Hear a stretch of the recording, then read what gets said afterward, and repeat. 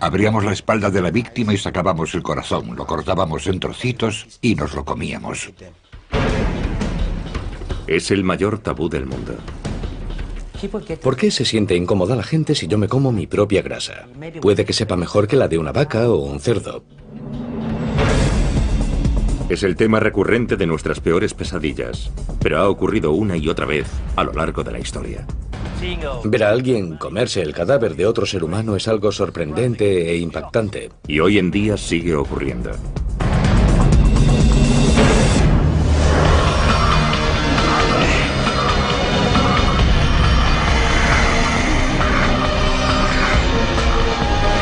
Extraños rituales. Caníbales.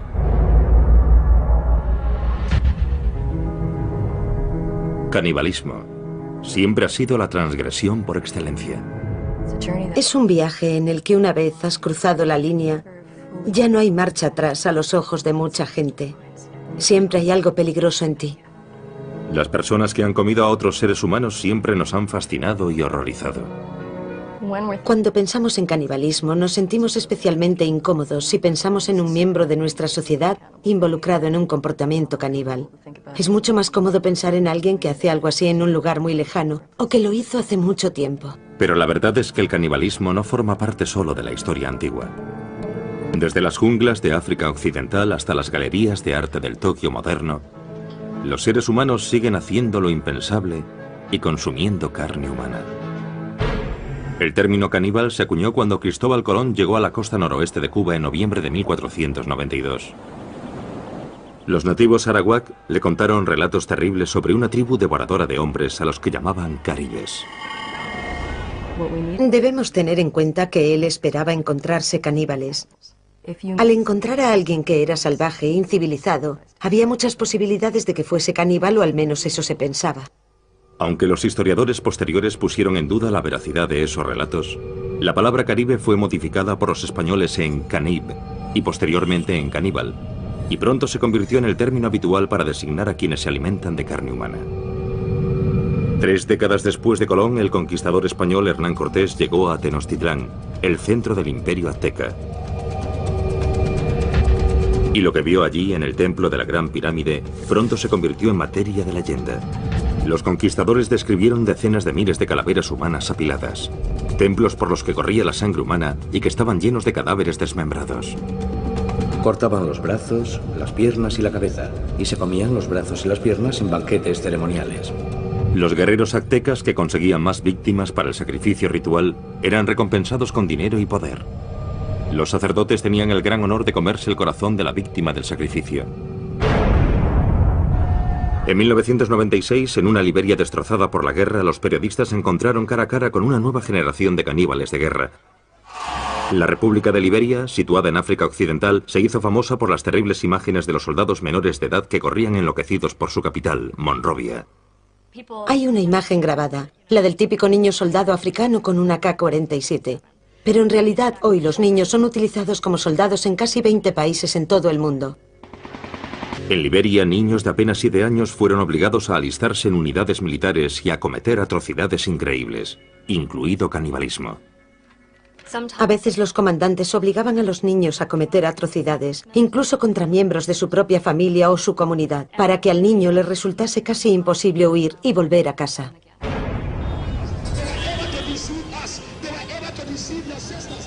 Joshua Bly era uno de los señores de la guerra más famosos de Liberia.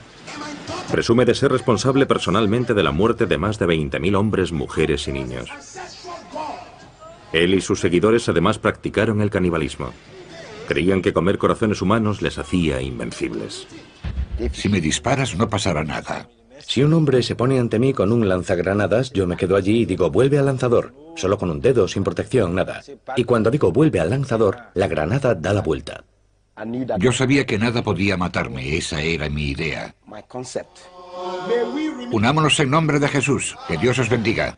Joshua Bly ahora dirige un centro de rehabilitación para exniños soldado, muchos de los cuales lucharon con él. Durante la guerra, Joshua era conocido como el general trasero desnudo, porque estaba tan seguro de que era invencible que entraba en combate ataviado simplemente con un par de botas. Luchaba desnudo porque nuestra tradición me había concedido poderes. Según las tradiciones ancestrales de su tribu, Joshua fue elegido para ser ordenado sacerdote por el dios de su tribu, Nyambe Agwe. Tenía 11 años. Mi padre me llamó. Me cogió en sus brazos y lloró, lloró y lloró. Le pregunté qué le pasaba y me contestó: hijo mío, has nacido para este propósito. Has nacido para ser el sacerdote tradicional de esta tribu. Así que han venido a por ti. De repente, oí ruidos, oí guerreros, oí por toda la casa. Hubo bailes y gritos. Los ancianos de la aldea llevaron a Joshua hasta una enorme roca en la que vivía su dios Nyambe Agwe. Me quedé de pie ante aquella roca 3 días y 3 noches. Vi literalmente cómo la roca ascendía. Me quedé allí de pie y después la roca volvió a la tierra y giró sobre mí. Cuando miré qué había debajo de la roca, vi un enorme monstruo. Le miré a la cara y la tenía deformada. Entonces me saludó y me dijo: hijo mío, bienvenido. Le pregunté: ¿eres Nyambe Agwe? Y me contestó: sí, lo soy. Nyambe Agwe implantó depósitos de fuerza bajo la piel del niño. Le dijo que le darían poderes sobrenaturales para proteger a la aldea y para asegurar el éxito de sus cosechas. A cambio de estos poderes, Nyambe Agwe exigió a Joshua que continuase con la tradición de su tribu y realizase sacrificios humanos rituales. Me dijo que tenía muchos sacerdotes que no cumplían con las tradiciones y que tenía que matarlos. Se escogieron víctimas para el sacrificio entre los ancianos de la aldea, para que Joshua pudiese hacer las ofrendas tradicionales a Nyambe Agwe. Yo era un hombre mágico. Era un superhombre. Más aún, cumplía un deber para con mi tribu: asegurarme de que estaban protegidos. En 1980, un miembro de la tribu de Joshua, Samuel Doe, derrocó al gobierno liberiano. El deber de Joshua como sacerdote de Doe era llevar a cabo sacrificios humanos. Los glóbulos blancos de las víctimas se usaban como pociones mágicas para asegurar el poder de Doe. El sargento mayor Samuel Canyon Doe era el presidente, así que inyectamos su fama en la mente de la gente, tomando estos glóbulos blancos y llevándolos a diferentes restaurantes y pagándole a los dueños de esos restaurantes para que los incluyesen en el menú. Así, todos los que comían en ese comedor automáticamente temían al presidente Doe. Cuando Samuel Doe fue asesinado en 1990, Joshua Bly se nombró a sí mismo general trasero desnudo y tomó el mando de una unidad de niño soldado. Fue el comienzo de los 6 años del reinado de terror de Joshua, convertido en uno de los más sangrientos señores de la guerra de Liberia. El sacerdote liberiano Joshua Bly cambió su nombre por el de general trasero desnudo cuando asumió el mando de un grupo de soldados en la guerra civil de Liberia. Pasé de ser un sacerdote a ser un guerrero tradicional. En aquella época yo tenía 14 años. Cuando conocí a Trasero Desnudo éramos 28 soldados jóvenes. Como la mayoría de los niños soldado, Sarti Bropley no decidió libremente ir a la guerra. Mi padre fue asesinado por los soldados rebeldes. Y mi madre estaba sola. Mis hermanos y hermanas eran niños. Y en aquella época, si no eras soldado, no podías salir a trabajar ni conseguir comida para tus padres, que acababan muriendo de hambre. Así fue como me metí en la guerra. Como guerrero tradicional, Joshua empleó el sacrificio humano y el canibalismo ritual para otorgar poder y proteger a sus jóvenes soldados. Nos dijo que debíamos bañarnos en sangre y beberla. Yo le dije que no podía bañarme en sangre, ni por supuesto bebérmela, que no lo había hecho nunca. Y me dijo que eso me haría poderoso si quería seguir con él, y que era la única forma de que las balas no me alcanzasen. Así que me dio su sangre. Cuando bebí aquella sangre empecé a sentirme mal, quería vomitar. Joshua disparó un arma para distraer al joven Sarti de sus náuseas. Disparó una bala al aire y me hizo valiente. Cada vez que oigo un disparo me vuelvo valiente. Y después me preguntó: ¿cómo te sientes? Le contesté que cuando disparaba mi corazón latía y que me sentía valiente, que quería luchar, y se echó a reír. Los hombres de Joshua realizaban sacrificios humanos rituales antes de cada batalla para aumentar sus poderes y ser invencibles. Es como un toquecito al poder que ya tienes. Había que activarlo para luchar. Todo el mundo tenía un día en el que debía hacer un sacrificio humano. Llegó mi momento. Me dijo, hoy sacarás tú el corazón. Abríamos la espalda de la víctima y sacábamos el corazón. Lo cortábamos en trocitos y nos lo comíamos. Si éramos 15 hombres, hacíamos 15 trozos y nos los repartíamos. Y él cogía el más grande, se lo comía, y después nos daba a los demás y todos comíamos. Y bebíamos sangre y nos bañábamos con ella. Así que yo empecé a acostumbrarme. Se convirtió en una parte de mí. Entonces, cada vez que teníamos un ataque, y era un ataque importante, antes de combatir, hacíamos un sacrificio. Y si teníamos 10 ataques el mismo día, comíamos 10 corazones el mismo día. Los soldados de Joshua también mataban y se comían a sus enemigos tras la victoria. Dicen que si una persona es un guerrero, si es espiritualmente poderoso, cuando lo matas consigue su poder. Si un enemigo fuma, no nos comemos su corazón, no sirve. Los relatos de los poderes mágicos de Joshua infundían miedo a sus enemigos. Cuando yo grito, todos los que están a mi alrededor quedan hipnotizados.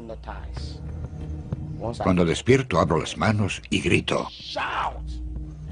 Nos dispersamos porque era muy poderoso. Trasero Desnudo llegó al frente cantando una canción tribal. Tenía un hacha en la mano y yo me sentí débil. Muchas personas declararon que Joshua era capaz de hacerse invisible a voluntad. Cuando el fuego es muy intenso, a veces desaparece. Si me disparas no pasa nada, puedo desaparecer. ¿Se volvió invisible? Sí, por supuesto. En 1996, los 6 años de campaña de canibalismo y asesinato de Joshua llegaron a su fin cuando se convirtió al cristianismo. ¡Alabado sea el Señor! Actualmente Joshua está siendo investigado por crímenes de guerra por la Comisión para la Verdad y la Reconciliación de Liberia. Mis ojos se abrieron cuando me convertí al cristianismo y descubrí que Nyambe era un fraude. He encontrado un poder mejor. Y ese poder es el nombre de Jesús. Y ese poder está en la sangre de Jesús. Jesús tomó el control de mi vida desde 1996. Les dije a los otros, mirad, yo era uno de los vuestros y he encontrado un poder mejor. Y no nos cansamos de repetir cuánto lamentamos haber causado tanto mal a esta nación. Alabado sea el Señor. Cuando Trasero Desnudo se marchó, yo me uní al grupo de operaciones especiales. Allí fumaban droga. Y si no fumas droga, no puedes hacer lo mismo que ellos. Y me encontré en el gueto. Así que un día, Trasero Desnudo entró en el barrio marginal y me encontró. Se echó a llorar y me dijo, hijo mío, ¿cuánto hacía que no te veía? Yo contesté, sí, aquí estoy. Él me dijo, Dios te ama, quiero que abandones este gueto y me sigas. Y abandoné el gueto, y desde entonces no he vuelto a tomar drogas. Pero yo me pregunto si la sangre de Dios será capaz de reconstruir esta nación. Dejadme que os diga que esta nación tiene a Dios de su parte.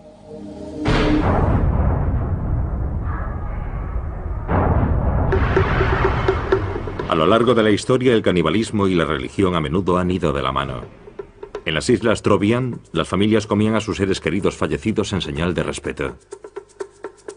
El consumo de ciertas partes del cuerpo humano en el marco de determinados rituales funerarios está considerado una forma de compartir el destino de una persona a la que estás muy unido. La filosofía subyacente es muy sublime. En realidad es muy profunda y hermosa en muchos sentidos. La idea del canibalismo se encuentra incluso en la base del ritual de comunión cristiano. Esta es mi sangre. Podemos entender la idea de que Jesús entre en el pan y en el vino, que se convierta en su carne y sangre. Te amamos y te alabamos, Señor. Gracias, Señor. El cristianismo encontró su primer caldo de cultivo en la antigua Roma, una sociedad plagada de violencia ritual. Y de los primitivos cristianos se rumoreaba que con la Sagrada Comunión celebraban un ritual caníbal. Adelante, clava tu cuchillo en el bebé, recibe la sangre joven y fresca, moja tu pan en ella, tómala libremente. Los romanos usaron las acusaciones de canibalismo para justificar la persecución de los primeros cristianos. Esa acusación nos permite comprender cómo entenderían otros pueblos las tradiciones cristianas occidentales, o cómo malinterpretarían esas tradiciones, del mismo modo que nosotros podemos malinterpretar las tradiciones de otras sociedades. En la Varanasi actual, en el norte de la India, hay una secta hindú conocida como los Aguri, que también padece los rumores de canibalismo. Hay mucha mala prensa popular que describe a los Aguri como salvajes de mirada aterradora. Los Aguri son seguidores del dios hindú Shiva. Sus rituales sagrados implican abrazar todo aquello que consideran repulsivo. Agur literalmente significa no horrible, y en realidad es un estado mental. Es un estado psicoespiritual en el que no hay discriminación ni aversión o miedo contra nada o nadie. Según las tradiciones ancestrales de los Aguri, el camino por excelencia hacia la iluminación se encuentra a través del tabú definitivo, comer un cadáver humano. Los Aguri creían que el mayor miedo que tienen los seres humanos es el temor a su propia muerte, y que este miedo es una barrera para la iluminación espiritual. Y enfrentándonos al miedo a la muerte podemos alcanzar ese estado con mayor facilidad. Pero en la India moderna la tradición caníbal de los Aguri ya no es aceptable. Las personas de mi secta comen carne y beben vino para satisfacer sus deseos, pero es por decisión propia. No tienes que comer carne para alcanzar la iluminación. Yo soy un Aguri y nunca he probado el vino ni la carne, y estoy en el camino de la iluminación. Hoy en día, para superar su aversión a la muerte y la podredumbre, los santones Aguri modernos viven en crematorios, visten sudarios funerarios y beben de calaveras humanas. La meditación Aguri puede hacerse en cualquier parte. Los crematorios son lugares tranquilos, y allí encontramos ayudas para la meditación. Los santones Aguri mantienen los templos crematorios dedicados a Shiva, el primer Aguri, y atienden el fuego sagrado, al que llaman Duni. Este Duni lleva casi 100 años ardiendo. Yo recojo la madera de las piras funerarias una vez que la familia se ha marchado.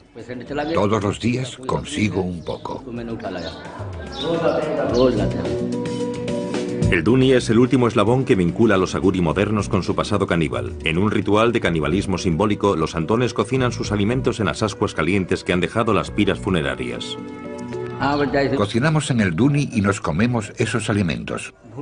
El Duni ayuda a los santos y a los sadhus a tener una voluntad fuerte y les confiere una especie de poder espiritual. Los devotos hindúes creen que el contacto de los Aguri con las cenizas humanas les da el poder de sanar. Cuando alguien quiere curarse, toma las cenizas del Duni y las aplica a la zona en la que tienen el problema, como harían con cualquier medicina, y las ingieren. Y también se las llevan a casa y las usan ritualmente. A la mayoría de los Aguri actuales, la antigua tradición de comer carne humana les produce tanto horror como a un cristiano moderno. Hace años la gente comía carne y bebía alcohol en este templo, pero se dieron cuenta de que lo que hacían estaba mal. Pero el ritual más famoso de los Aguri no es enteramente cosa del pasado. Sabe un poquito dulce y hace que la lengua se te hinche.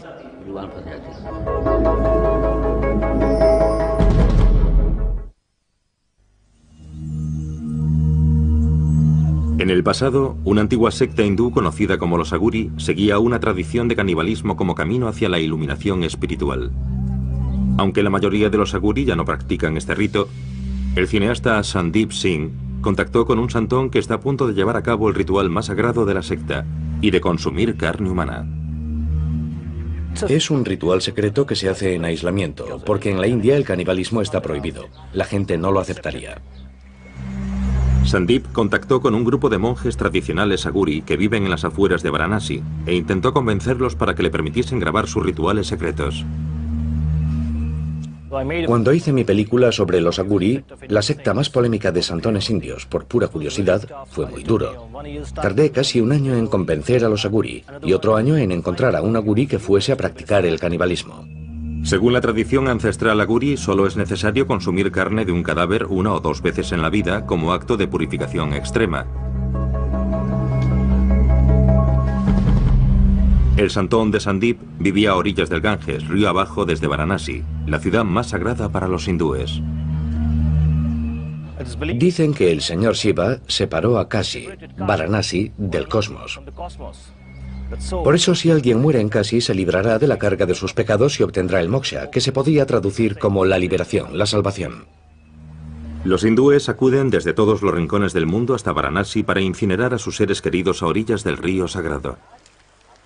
Primero el cadáver se sumerge en el sagrado Ganges para purificarlo, después se hace la pira con madera. A continuación se coloca el cuerpo sobre la pira. Después el cuerpo se convierte en cenizas y las cenizas son ofrecidas al Ganges. Ser quemado aquí y que sus cenizas sean arrojadas al Ganges es el mejor final que un hindú puede desear para su vida. Pero no todos los cadáveres se creman. Hay 5 tipos de personas que no se queman una vez que han muerto. Son los santones, las mujeres solteras, las mujeres embarazadas, los niños pequeños y personas que han muerto por la mordedura de una serpiente o de lepra. No han tenido una vida completa, así que no se queman. No son ofrecidos al fuego, sino que son entregados al Ganges como ofrenda. Los monjes aguri de Sandeep esperaron día tras día a orillas del Ganges a que apareciese uno de esos cadáveres. Esperamos 3 meses y medio, 90 días, a que los aguri encontrasen un cadáver. Encontraron un cadáver flotando en el Ganges y lo sacaron del río. Y lo llevaron al lugar en el que rezan sus oraciones.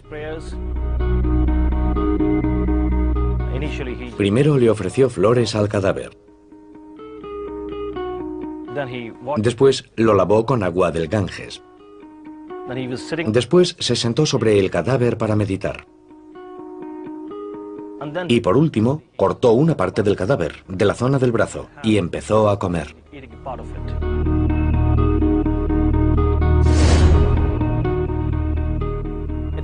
Se comió una parte. Olía mal, olía fatal. Ver a alguien comerse un cadáver de otro ser humano es algo sorprendente e impactante. Algo que a mí personalmente no me gustó. Pero después lo comprendí, cuando supe la lógica y las razones que estaban tras ese ritual.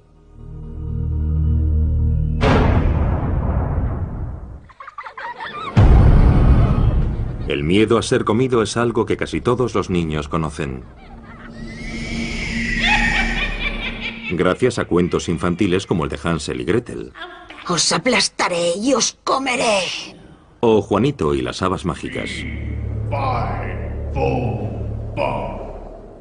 Los cuentos de hadas medievales están llenos de caníbales.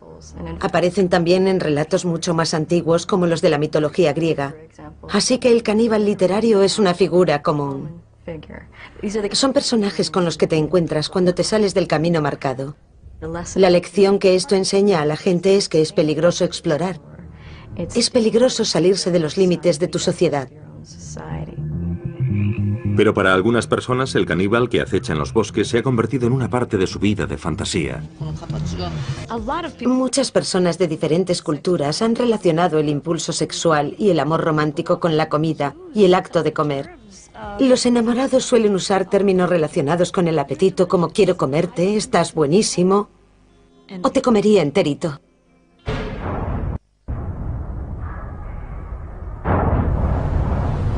El deseo sexual siempre ha sido uno de los impulsos más fuertes de la humanidad y ha llevado a muchas personas a descubrir las partes más oscuras de su imaginación.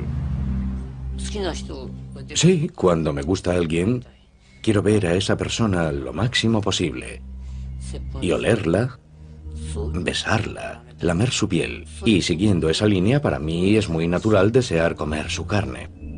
En París, en 1981, Issei Sagawa hizo realidad sus fantasías caníbales cuando mató y se comió a una compañera de clase, Renée Hartebel. Disparó a René en la nuca con un rifle del calibre 22 cuando ella rechazó sus proposiciones. Después procedió a desmembrar e ingerir partes de su cuerpo. 2 días después, cuando intentaba deshacerse de su cadáver mutilado en un parque, fue detenido por la policía francesa. Los tribunales franceses le declararon incapacitado mentalmente y hoy vive en Tokio y es un hombre libre.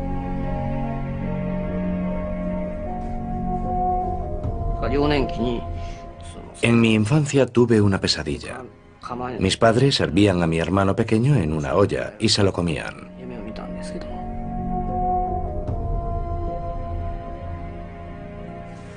Mis padres y mi hermano son gente normal, así que todavía no entiendo por qué yo soy el único que tenía esa extraña obsesión con el canibalismo.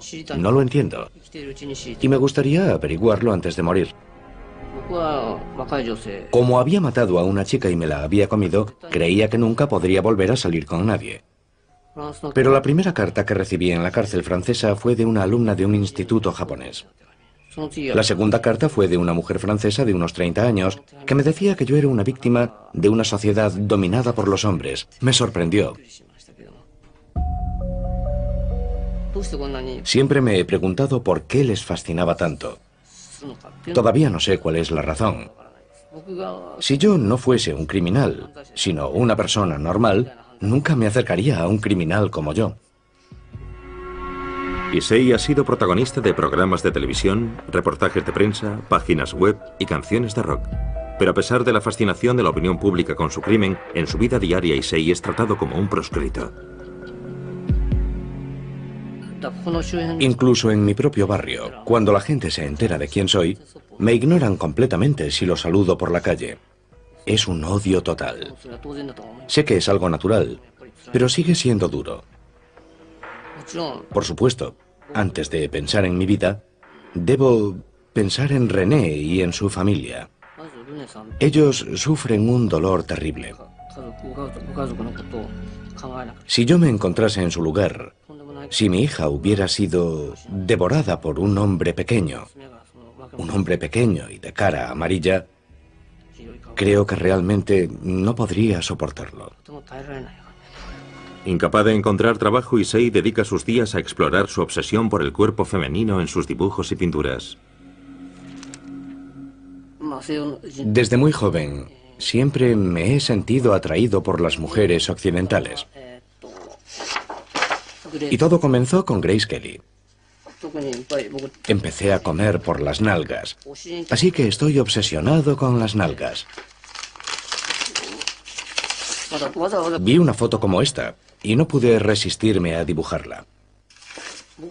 Prefiero las nalgas a los pechos, pero estos me parecieron bonitos, así que los dibujé. A la hora de comer, los pechos son todo grasa y realmente no son comestibles. Esta es la señorita Aya Ueto. Es muy popular últimamente. No solo quiero comérmela, sino que creo que es una actriz con muchísimo talento. Y todavía es joven. Más de 20 años después de que su crimen conmoviese al mundo, Issei se ha hecho famoso entre un público completamente nuevo, a través de una exposición en una galería de arte. Este es un momento feliz. Toda esta gente es muy joven y además hay mujeres guapas. El caníbal Issei Sagawa es rechazado por la mayoría de la sociedad japonesa, pero esta noche su fama le ha permitido escapar momentáneamente de su aislamiento. Una pequeña exposición en una galería de arte local.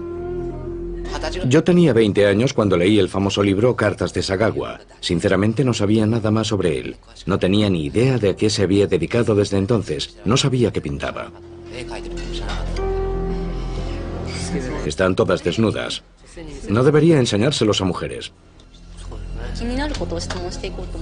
Son maravillosos. Le he hecho algunas preguntas y su forma de hablar es encantadora. En cierta medida he quedado satisfecha. El incidente me tocó muy de cerca. Yo no quería comerme a nadie, pero tengo secretos que no puedo contarle a nadie. Y estoy de acuerdo con él en que todos queremos compartir esos secretos. Esas partes que ha dibujado son partes blandas del cuerpo humano. Estoy seguro de que esa es su obsesión y por eso las ha dibujado. Estos cuerpos a mí me parecen japoneses, pero esa cara es occidental. Me pregunto, ¿qué es lo que le gustará ahora? Este es un momento feliz. Vivo solo, pero toda esta gente es muy joven. Y además hay mujeres muy guapas.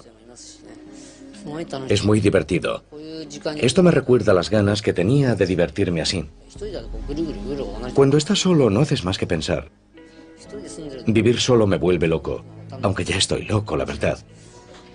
Pero ahí fuera hace frío y estoy solo.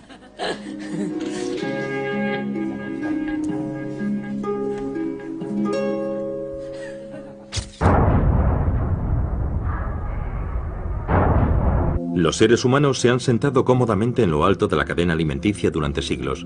Así que es natural que uno de los mayores tabúes que rodean al canibalismo sea nuestro miedo a convertirnos en una fuente de alimento.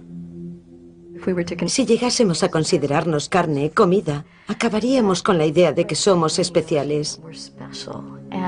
Y eso chocaría con cualquier noción de lo que significa ser humano. Desde el siglo XIV, cuando los marineros náufragos echaban a suertes quién sería el primero en servir de alimento, hasta el accidente aéreo de 1972 en los Andes, circunstancias extremas a lo largo de la historia han obligado a diferentes personas a superar el mayor tabú de todos y a ver al prójimo como comida. Este tipo de situaciones llega al corazón de las personas cuando se enteran de ellas, porque hay un miedo primario a dos cosas. Una, a encontrarse en una situación en la que tienes tanta hambre que no te queda otra alternativa que comerte a alguien que conoces. Y dos, a que te coman. Desde el asedio de Jerusalén en el año 70 después de Cristo al sitio de Leningrado durante la Segunda Guerra Mundial, las poblaciones hambrientas se han visto obligadas a alimentarse de los muertos y de los vivos. En Leningrado, los cadáveres abandonados eran convertidos en carne para consumo, y los niños desaparecían misteriosamente. Al final, la policía se vio obligada a formar una división dedicada únicamente a perseguir casos de canibalismo. Los asesinos cumplen su condena y vuelven a la sociedad. El canibalismo es diferente porque es la transgresión de una regla social profundamente arraigada. Es algo con lo que las personas se sienten permanentemente incómodas. En la década de 1840, en el oeste americano, el famoso grupo de inmigrantes conocido como Donner Party recurrió al canibalismo al quedar atrapado en la nieve, en las montañas de Sierra Nevada. Cuando James Reed llegó con el grupo de rescate, le horrorizó lo que vio. Sus camaradas supervivientes, rodeados por los restos de su atroz festín, parecían más demonios que seres humanos. Estos inmigrantes atrapados en la nieve intentaron por todos los medios evitar canibalizar a sus muertos. Estas personas hambrientas llegaron a describir cómo comían en platos de porcelana y usaban cuchillos y tenedores para mantener cierta apariencia de civilización. La gente está más cómoda si ve a los caníbales como salvajes, porque nadie quiere pensar que sería capaz de entregarse a ese tipo de comportamiento.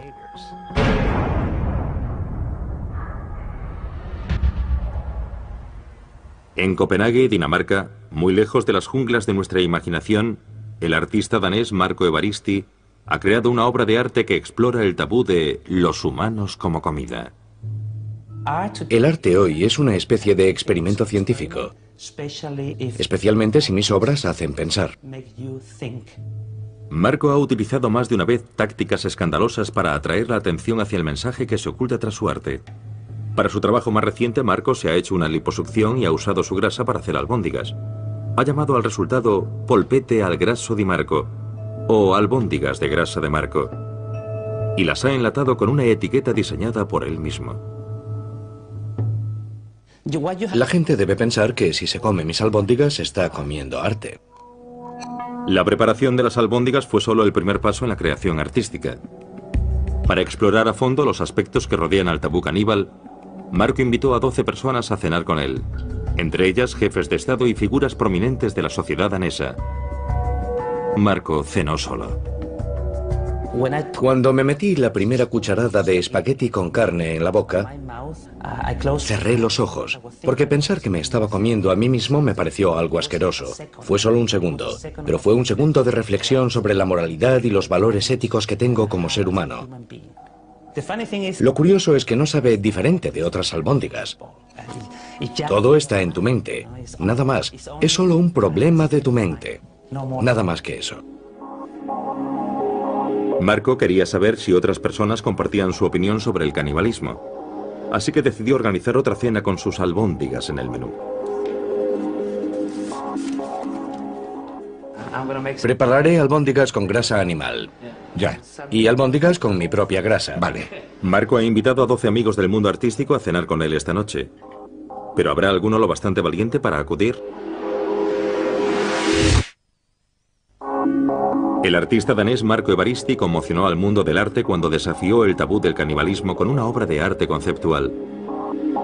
Se hizo una liposucción para retirarse grasa y la usó para hacer albóndigas.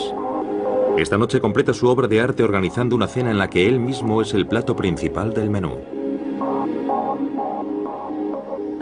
Creo que todo se debe a la moralidad y a los valores éticos. ¿Por qué se siente incómoda la gente si yo me como mi propia grasa? Puede que sepa mejor que la de una vaca o un cerdo.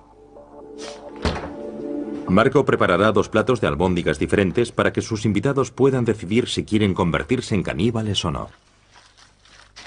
Lo curioso es que ahora mismo estoy tocando la carne real, sin mi grasa, y no siento nada. Es como un objeto muerto. Pero si me acerco aquí, es diferente. No sé por qué. En realidad es lo mismo. Pero es mi conciencia. Mi adoctrinamiento sobre la carne humana o sobre la grasa humana. Bueno, le pondré más ingredientes porque voy a vomitar.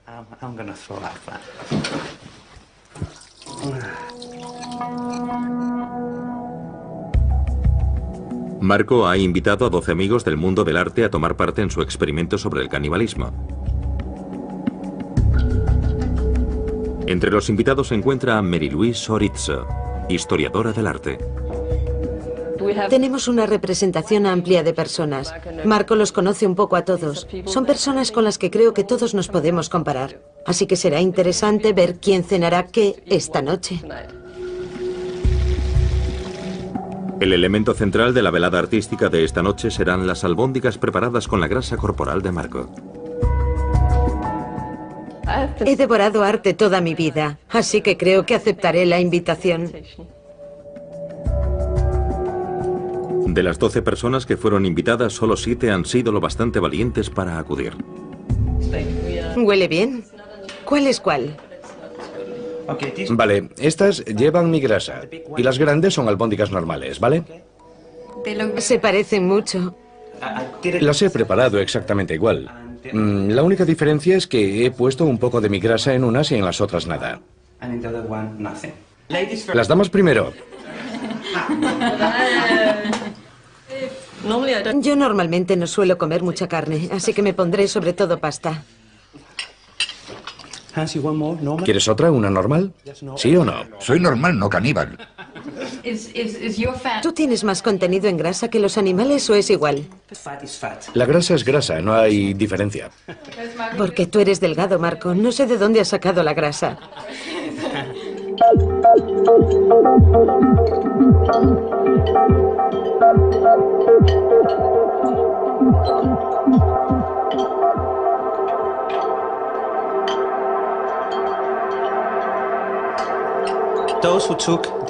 Los que habéis tomado albóndigas con mi grasa deberíais probar una de las otras e intentar explicar la diferencia que hay entre ellas.